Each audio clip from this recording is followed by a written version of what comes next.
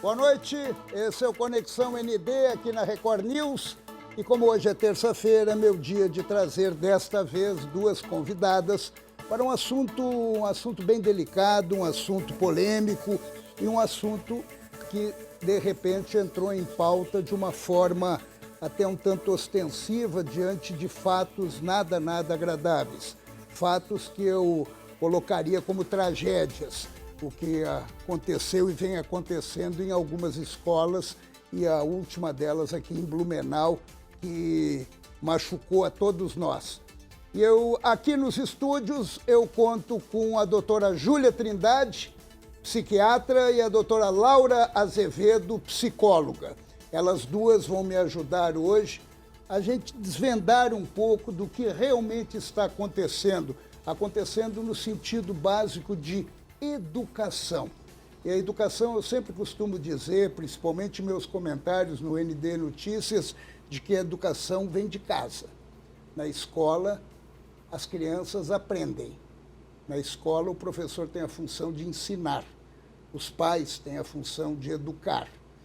Daí nós vamos colocar isso em pauta. Mas antes de colocar, eu gostaria que vocês, que estão nos acompanhando hoje no Conexão, que vocês assistissem junto conosco esse vídeo que foi apresentado dias atrás pela Escola Mackenzie, em São Paulo.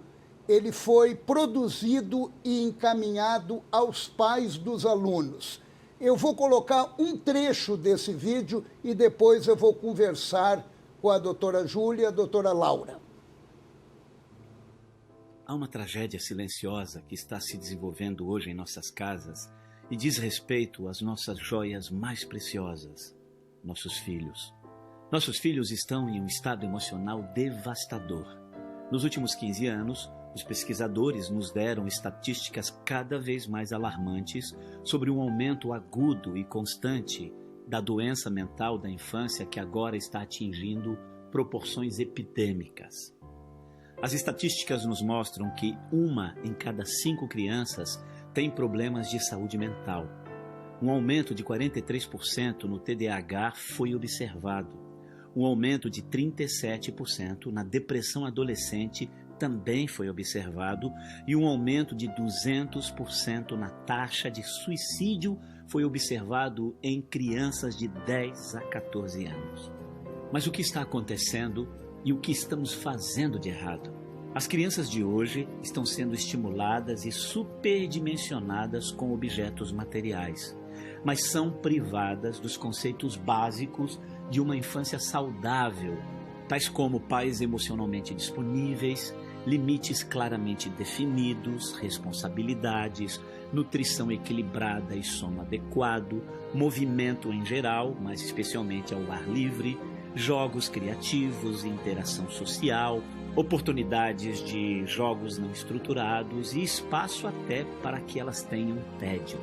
Em contraste, nos últimos anos, as crianças foram preenchidas com pais digitalmente distraídos, pais indulgentes e permissivos que deixam as crianças governarem um mundo sem que se estabeleça as regras, um sentido de direito de obter tudo sem merecê-lo ou ser responsável por obtê-lo, sono inadequado e nutrição desequilibrada, um estilo de vida sedentário, estimulação sem fim, armas tecnológicas, gratificação instantânea e até ausência de momentos chatos. Mas então, o que devemos fazer? Boa noite, obrigado pela presença de vocês. Boa noite, obrigado pelo convite, um prazer estar aqui para falar sobre esse assunto. Obrigada. Olha, o que devemos fazer é uma pergunta que eu quero formular daqui a pouco. Por que chegamos a essa condição? Essa é a primeira pergunta que eu gostaria de fazer, começando pela senhora. Em primeiro lugar, Paulo, eu acho que a gente tem feito mais diagnóstico, né? Esses dados são realmente, a gente percebe a busca por atendimento, a busca por um cuidado em saúde mental tem se aumentado, tem se diminuído esse estigma de que criança e adolescente não tem transtorno mental. Sim, criança e adolescente também tem transtorno mental. E a gente tem percebido que esse aumento também está relacionado com essa exposição muito precoce a telas. Inclusive, é uma das primeiras gerações que a gente tem diminuição de QI.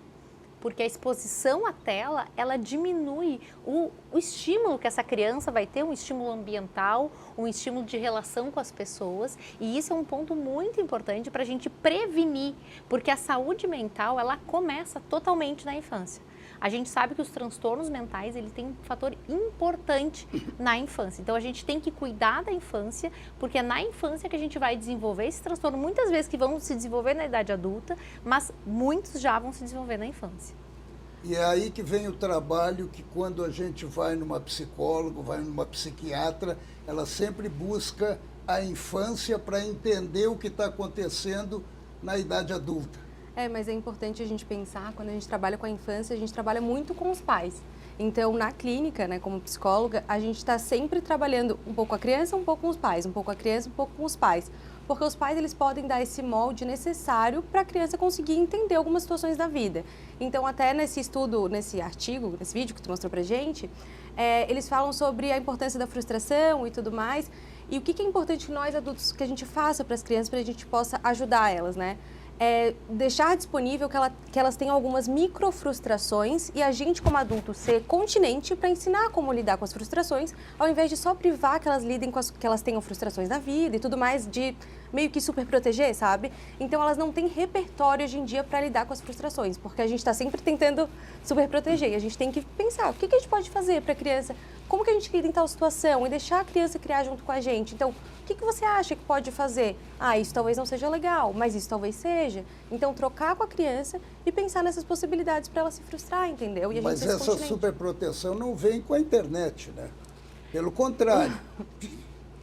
Na verdade, a internet ela acaba sendo um meio onde essas crianças e adolescentes se encontram com um grupo que se identificam e muitas vezes eu tenho um abandono interno em casa porque os pais estão trabalhando demais, estão tendo que fazer muitas coisas, muitas vezes sem conseguir ter tempo de qualidade com os filhos. E quando tem o tempo, é muito comum, e vocês já devem ter visto cenas na pracinha em que as crianças estão brincando e os pais estão todos no telefone. Então, os próprios pais, eles estão mostrando para os filhos que ali é um lugar legal. Então, não dá para dizer para um filho que ele tem que sair do telefone, que ele precisa sair do computador, se o pai, quando chega em casa, ele não senta para conversar e perguntar para esse filho. Porque o pai é o exemplo, né? E uma coisa que a gente conversa muito em clínica também é assim, não pode usar a tela. Tá, mas o que essa criança vai fazer nesse momento que ela está sem a tela? Vamos pensar, o que a gente faz? O que essa criança pode fazer? Né? Porque a gente pensa muito em tirar, só que esse momento do ócio, do tédio, é que elas não estão sabendo lidar. Como construir, como usar a criatividade, porque, como eu volto a dizer, a falta de repertório é o que está acontecendo, essa falta da comunicação, dos pais pensarem, a gente pode fazer isso, a gente pode fazer aquilo nesse momento livre, entende? Então, trazer também como uma possibilidade de esse momento fora da tela. O que pode ser legal fora da tela? Também ser atrativo. O que pode ser legal fora da tela? A conexão com a família, eu acho que sentar com essas crianças, quantos pais que estão tendo tempo de sentar com essas crianças e brincar, e muitas vezes deixar que as próprias crianças, porque eles são criativos, eles tendo a possibilidade, eles vão inventar brincadeiras, às vezes as crianças, a gente se surpreende, porque muitas vezes o presente, o que vira a brincadeira é a caixa, é o papel, então não precisa muito, a gente tem a ideia de que precisa muito. É que o celular e os smartphones, de forma geral, eles trazem uma sensação de recompensa imediata, eu não preciso fazer nenhum esforço. Isso tanto para o adulto quanto para a criança, só que o que acontece? Nós, como adultos, a gente muitas vezes consegue ter esse limite, dizer, não, acho que chega. A criança ela ainda não tem a formação do cérebro que faz o controle de impulso para dizer, acho que já fiquei muito tempo. Então, ele vai querer ficar muito tempo até que o pai diga, olha, chega, vamos sentar e vamos brincar, vamos para o ar livre. Aqui, ainda mais na Grande Florianópolis, a gente tem áreas de ar livre que as crianças podem brincar, podem correr, interação social. O celular não gera interação social e não gera conexão. Criança não aprende a olhar no olho se ela não tiver uma pessoa para olhar no olho. É isso que me chamou a atenção também, que a senhora acabou de expor, e eu vou ser um pouco mais duro na minha pergunta, então o celular está emburrecendo essa nova juventude? Está reduzindo o QI? Isso é uma das pesquisas que ele mostra que realmente está diminuindo o estímulo, porque a área estimulada do cérebro é uma área muito limitada e a gente precisa de outros estímulos visuais, auditivos, de pessoas diferentes, lidar com a frustração de eu quero aquele brinquedo e o coleguinha está brincando e eu não posso brincar com ele agora e eu vou ter que lidar com isso. Pensa que na internet a gente não tem frustração. Se eu não gostar daquele joguinho, eu passo para o próximo. Se eu não gostar daquele vídeo, eu passo para o próximo. Então, eu nunca me frustro. E aí, se eu não consigo, se eu não vou me frustrar, eu não vou aprender a lidar com isso. E a gente sabe que a habilidade de regular a emoção, de lidar com a emoção, é uma das principais ferramentas, inclusive para a vida, para lidar com o trabalho, para lidar com a escola, porque muitas vezes é uma criança que ela não tem frustração em casa, e aí ela chega na escola e ela é frustrada e ela não sabe lidar com aquilo. Eu sempre falo que a gente deveria ensinar, inclusive nas escolas, porque a gente sabe que está deficiente isso, regulação emocional, habilidades de que emoção que eu estou sentindo, o que eu faço com ela. Claro que os pais são responsáveis, sim, por ensinar seus filhos, mas a escola também pode ajudar a reforçar isso. E muitas vezes porque a gente sabe que tem pais que não têm essa regulação emocional. E como é que um pai que não tem essa regulação emocional vai ensinar para esse filho? Na hora que chega uma criança na clínica, qual é a percepção primeira? É a falha em casa ou é a falha na escola? A escola parece muito de segundo plano se a gente for pensar de maneira geral, assim, o que mais aparece, né? A família, as situações familiares aparecem bem mais. Então, assim, como que eu vou fazer em determinada situação com o meu filho? A escola parece muito de segundo plano, talvez acontecendo uma coisa que talvez seja muito específico, por exemplo, bullying ou alguma coisa bem relacionada à escola, mas o que mais aparece é dificuldade da regulação emocional, então aparece como um todo, daí com os amiguinhos do colégio, mas também aparece em casa. Então aparece muito mais relações familiares, que é o que eu gosto e costumo trabalhar mais. Então, como que a gente vai fazer em determinada situação que eu me frustrar? Como que eu vou fazer quando eu estiver no tédio? O que que eu tenho que fazer? Como que vocês se regulam emocionalmente? Porque às vezes os pais também não têm repertório. Quando que a gente aprendeu sobre as emoções, né? Quando que a gente aprendeu o que era raiva? Quando que a gente aprendeu o que era felicidade? Quando que a gente aprendeu o que era tristeza? Em que momento que a gente aprendeu isso? E daí o que a Júlia fala, na escola seria legal se a gente aprendesse um pouco. Poxa, quando eu sinto raiva, o que eu faço? Mas o que é a raiva? E daí a gente vai pensando nisso, porque daí a escola pode entrar nesse conjunto. Desviei um pouco da tua pergunta, mas a gente pode trabalhar em conjunto, mas a família é a base, com certeza a família. E até porque muitas vezes a escola entra como aquela que identifica o problema. Porque sim. muitas vezes é na escola que vai se perceber. Às vezes tem um professor que identifica, nossa, esse aluno aqui está com um comportamento diferente. Porque sim, as crianças mudam o comportamento quando tem alguma coisa acontecendo. Então era uma criança que sorria, que brincava, e daqui a pouco ela não fala mais, ela se fecha. E aí tá dentro do quarto, muitas vezes os pais não vêm, e eu sempre falo que pai tem que saber o que o filho tá fazendo dentro do quarto. Não existe essa, não, mas é a liberdade. Não existe porta fechada. Até assim, tu pode ter a tua liberdade de deixar essa porta encostada, mas sempre com acesso dos pais. É uma educação, tu bater na porta, ok, mas não existe porta trancada sem acesso aos pais. Os pais precisam saber, porque se ele está tendo acesso à internet, ele está tendo acesso ao mundo. E os pais precisam saber que mundo que é esse, com quem que essas crianças e adolescentes estão tendo contato. E essas mudanças de comportamento que eu vejo muitas vezes é que a escola identifica e muitas vezes alerta os pais, e aí vem muito a questão de como esse pai lida com essa notícia de que, olha, exatamente, tem alguma coisa acontecendo. Muitas vezes, antes de acontecer algo pior, essa escola já falou com esse pai, olha, aquele aluno ali está acontecendo alguma coisa. Me vem à cabeça agora o seguinte, até teve um episódio muito lamentável aqui numa escola aqui em Florianópolis, uma briga entre dois meninos na escola, o pai acabou interferindo e o pai foi para a escola para bater no menino que bateu no filho dele. Então imagina a cabeça desse menino, que primeiro que sofreu a agressão de um pai, de um coleguinha, e a cabeça do coleguinha vendo o pai defendê-lo. Então, na verdade, onde é que está o principal problema? Nos pais ou nas crianças? Eu entendo. Eu estou provocando, tá? Não, é uma coisa, né, funciona de maneira assim conjunta, mas a gente sempre tem que pensar, eu culparia, se eu pensar mais nos pais, porque a gente tem que pensar assim, às vezes pode ter alguma coisa orgânica que a gente precisa pesquisar, a gente precisa ver, às vezes realmente precisa, né, do acesso do psiquiatra. O psiquiatra faz muita diferença quando tem algo que a gente está tentando, a gente está conversando com os pais, mas não está funcionando, a criança está com dificuldade, então a gente vai ver o que está acontecendo para além disso. Mas primeiro é importante realmente que a gente faça a intervenção mais forte com os pais, porque quando tu pensa assim, como que eu vou pedir para o meu filho parar de falar alto, por exemplo? Se toda vez que eu peço para ele parar de falar alto, eu estou gritando com ele. Então, acho que é mais ou menos nisso que tu está me trazendo. Exato. Como que eu vou ensinar para ele não bater se eu estou mostrando para ele não bater batendo? É o que a doutora Júlia também falou do celular, né? Como é que eu vou dizer para você não usar o celular se eu estou toda hora usando? Exatamente. E daí parte por aí. Então trazer essas reflexões, pensar assim, poxa, a gente não foi dessa forma, por exemplo, aconteceu essa situação na escola que tu me traz. Como que a gente pode fazer, filho? O que tu acha que a gente pode fazer? Desse jeito não dá. Desse jeito tá legal, a gente pode pensar junto, mas não adianta eu querer dar o ensinamento só falando e não trazendo o modelo, que é o que as crianças mais veem. E muitas vezes a dificuldade dos pais é aceitarem que eles precisam ajuda. Precisam de ajuda. É muito comum que os próprios pais precisem de ajuda. Muitas vezes perceba-se que tem algum problema acontecendo, muitas vezes tem algum quadro depressivo, ansioso, algum transtorno mental que não é tratado e muitas vezes as pessoas só vão buscar ajuda porque percebem que o filho está sofrendo com isso e as pessoas têm dificuldade de aceitar, poxa, talvez eu precise mudar esse meu comportamento porque é difícil e somos falhos. É aquela história, o filho dos outros tem problema, o meu não. E o ser humano, ele erra, e o pai, a mãe vai errar sempre na intenção de acertar, mas às vezes vai precisar parar e se questionar. Será que isso mesmo que eu estou fazendo, que é o que o meu filho precisa? Será que eu estou dando o ensinamento que ele precisa? Ou eu estou fazendo aquilo que, de repente é isso que tem mesmo? E aí vai deixando, e quando vê a gente tem um problemão gigantesco. Então, os pais, sim, têm uma parcela de responsabilidade.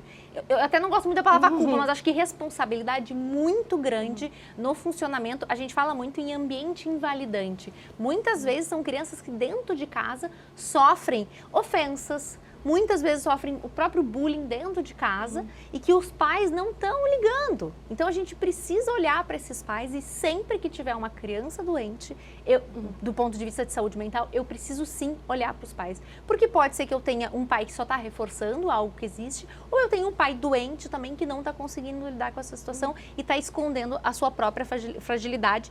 Porque é difícil para o pai e para uma mãe admitir que seu filho está com problema. É muito difícil, não é fácil. Então a gente sabe que é assim, só que se eu não admitir, eu não vou poder melhorar isso e ajudar o filho a lidar com essas questões e tratar essas questões que é tão importante.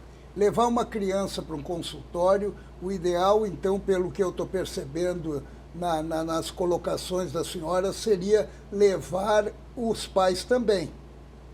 Trabalhar com criança, para mim, não, na minha percepção, não tem como não trabalhar com os pais juntos. Na minha dinâmica, eu sempre trabalho com os pais junto e com a criança. Não estou falando no setting terapêutico, no momento que a criança está comigo em consultório, mas uma vez por mês ou semana a gente conversa pelo WhatsApp, sempre pensando pais e as crianças, os pais e as crianças. Tanto que uma das formas de tratamento é a orientação parental. É uma das formas de tratamento, especialmente com crianças menores, porque as crianças menores elas não vão conseguir muitas vezes fazer essa mudança e entender através da conversa o que elas precisam mudar. Mas quando eu mudo o ambiente, eu mudo esses pais, eu oriento o pai, dizendo, olha, isso aqui dessa forma, quem sabe a gente faz de outra forma, ajuda muito e melhora. E eu acho que até a questão de sentar e conversar, especialmente adolescentes, que os adolescentes eles começam a ter essa coisa de, não quero ouvir meu pai, não quero falar com a minha mãe. E os pais muitas vezes, então deixa, é da adolescência, não vou falar. E não, tem que sentar e tem que conversar. E às vezes com a ajuda do terapeuta. Às vezes o terapeuta vai ajudar a fazer esse meio de campo entre os pais e o adolescente até que essa relação volte a ter uma harmonia e eles possam juntos achar a melhor estratégia para lidar com as questões. Num Brasil onde o salário é um salário de sobrevivência, né, onde a gente tem pouco espaço nesse salário para o lazer, eu imagino a dificuldade dos pais também para poder executar a função deles, né, a função de pais. Então, no próximo bloco, eu queria até colocar para vocês como exemplos saudáveis para oferecer às pessoas que estão nos acompanhando de como lidar com as crianças e como evitar que elas cheguem a situações que, de repente, se transformem em doença, né? Olha, nós estamos hoje tratando de um assunto, como eu falei para vocês, delicado, mas um assunto importante, com a doutora Júlia Trindade, com a doutora Laura Azevedo, a doutora Júlia é psiquiatra, a doutora Laura é psicóloga. Depois eu também vou perguntar para elas a diferença de uma da outra, para a gente saber exatamente quando se procura uma psiquiatra e quando se procura uma psicóloga. A gente volta rapidinho. Obrigado por nos acompanhar até aqui.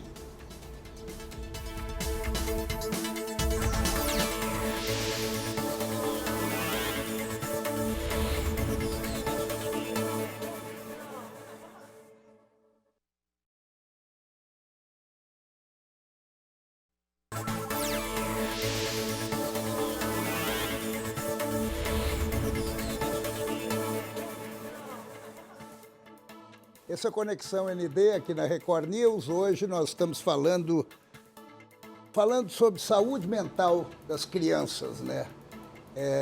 Como eu venho dizendo, um tema bem delicado. Eu estou com a doutora Júlia Trindade, com a doutora Laura Azevedo, e eu começo já perguntando, até para desmistificar um pouco isso. Quando é que um pai procura uma psicóloga ou quando ele procura uma psiquiatra? Por exemplo, ele percebe o problema em casa. Qual é o ideal? Uma psicóloga, ou melhor, o ideal são as duas, né? Mas quando é necessário uma psiquiatra e quando é necessário uma psicóloga, para o ímpar?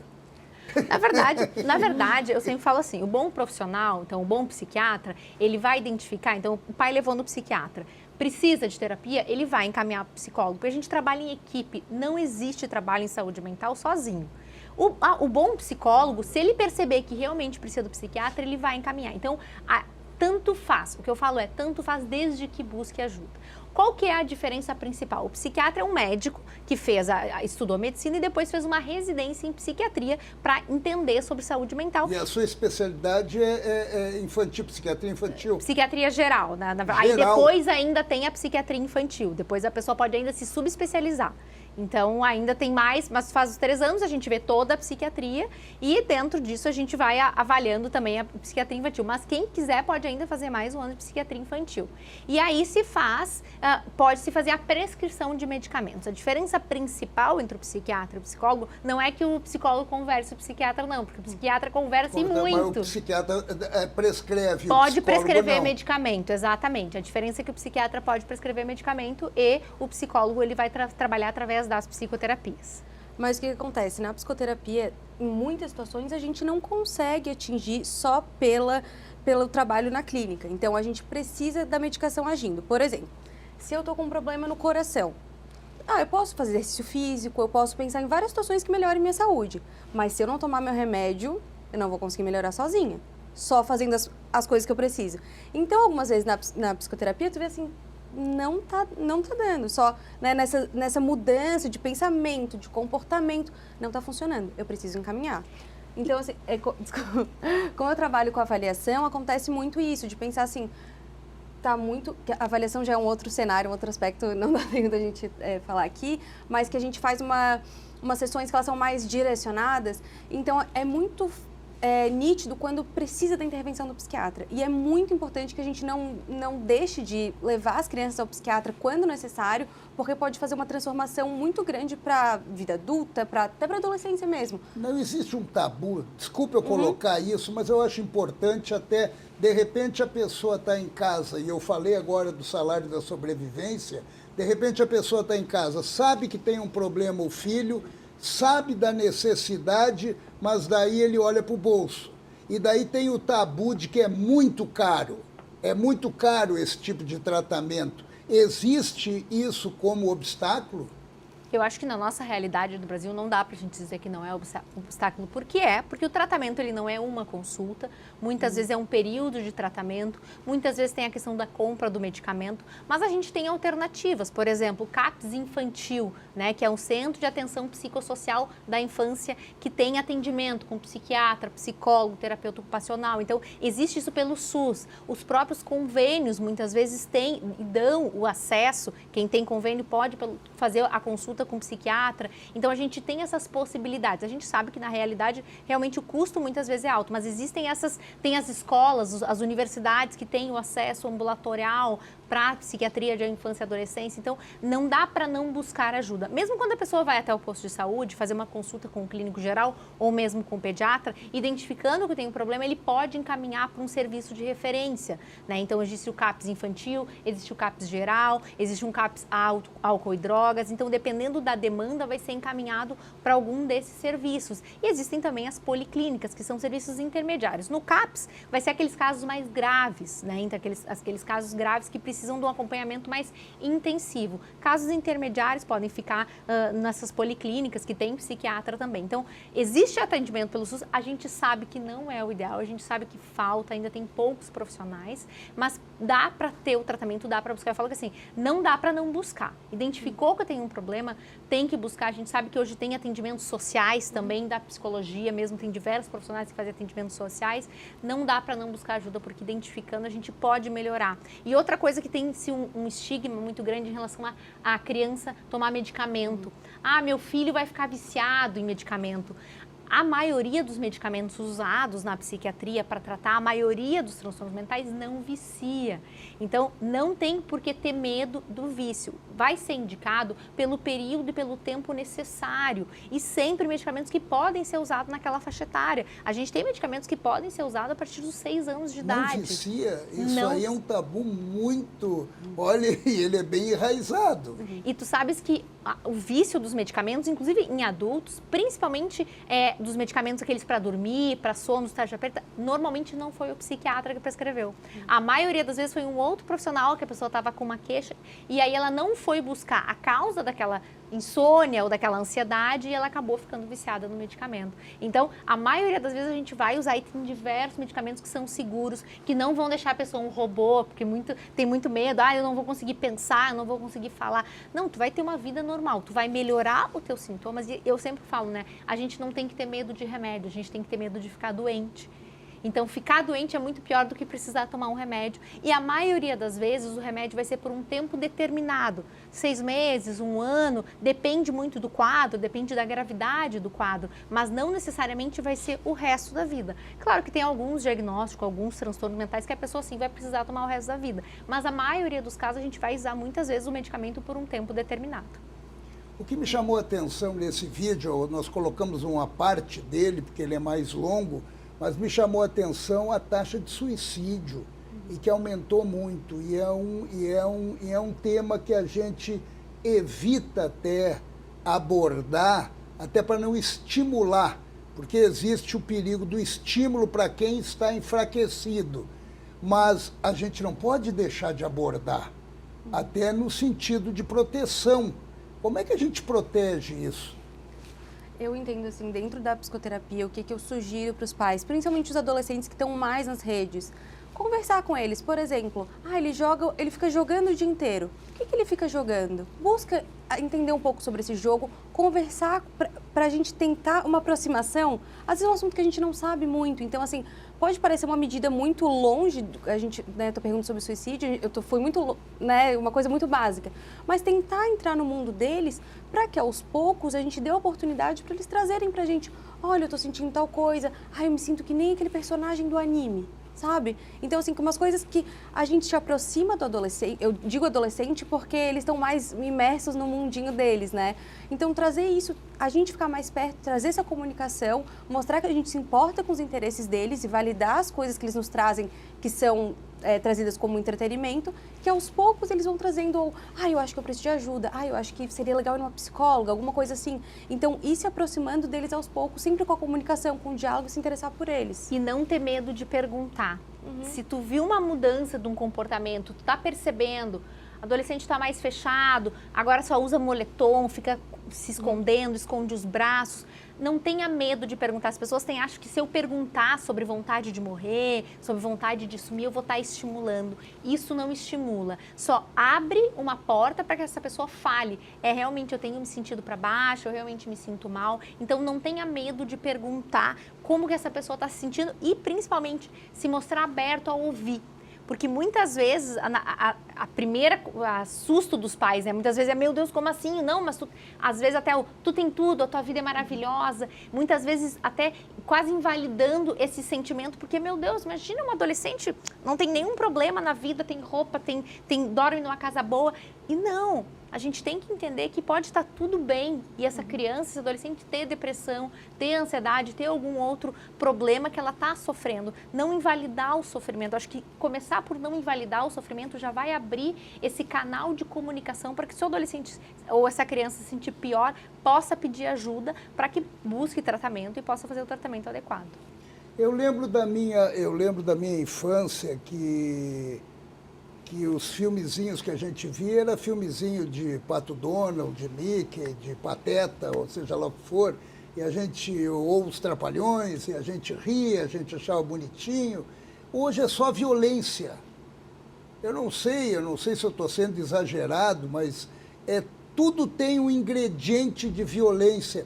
Como é que um pai pode administrar isso se o filho recebe esse input na escola, ele leva para casa para querer assistir porque os coleguinhas vão ver, ele vai se tornar antissocial se ele não tiver integrado aquilo ali? Como é que se administra isso, gente? Pelo amor de Deus, eu estou até assustado. A minha ideia, que eu penso assim, que faz mais sentido, é tu trazer outras situações. Por exemplo, a criança só ouve música dessa geração, que é só besteira e tal.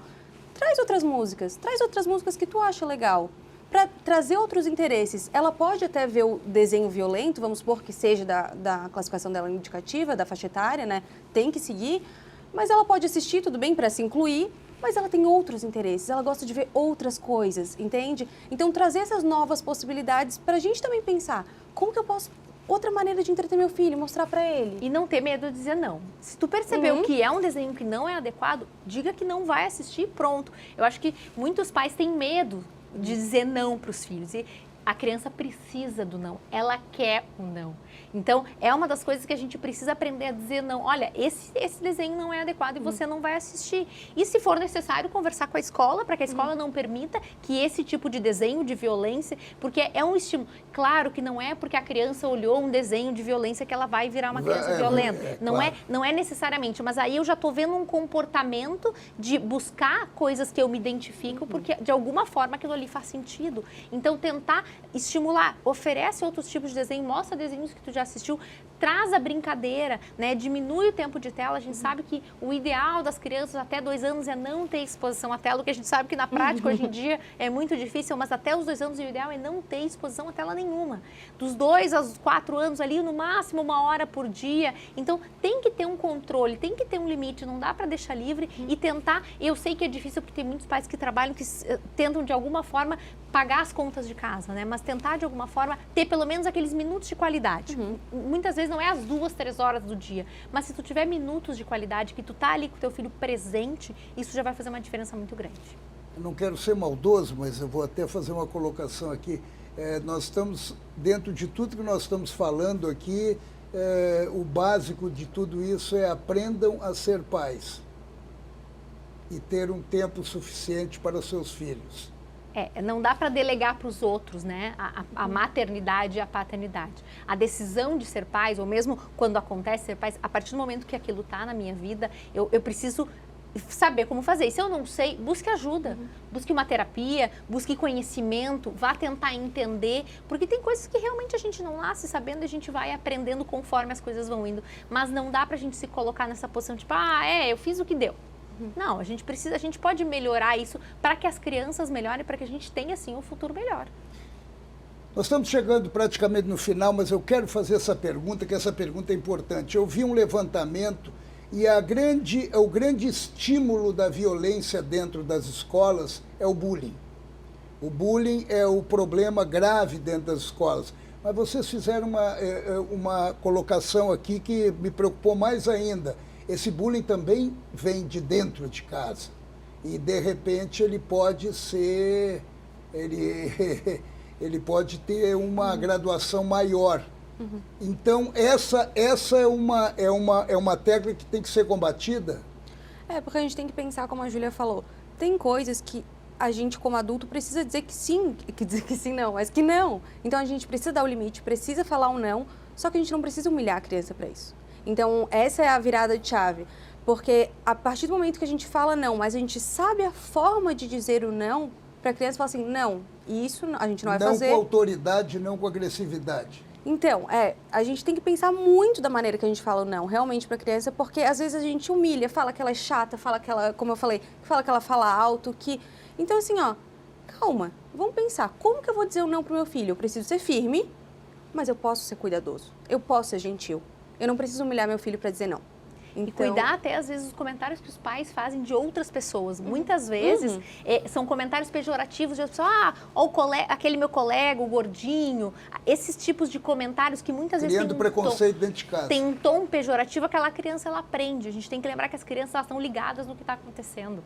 Então, elas vão aprender através do que elas estão vivendo. Então, cuidar o que os próprios pais falam e consomem dentro de casa. Porque, às vezes, os pais acham que as crianças não estão assistindo, não estão vendo, não estão consumindo o conteúdo que eles são.